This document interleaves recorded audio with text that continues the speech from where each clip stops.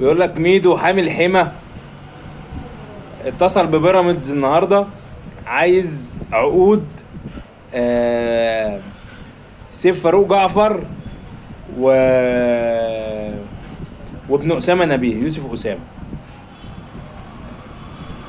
ردوا عليهم بكلمه واحده يعني، اللعيبه دي اخر الموسم هتبقى لعيبه بيراميدز الرسميه، عايزهم اتفاوض على سعرهم وادفع.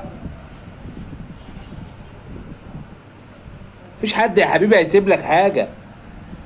لعيبه حلوه، لعيبه حلوه، صغيره صغيره، خلاص محدش يسيب لك حاجه. ما تعتمدش على ان بمكالمه تليفون هيخلصوا لك الحوار، لا خلاص بخ الكلام ده. الكلام ده خلص من 2016 و2017.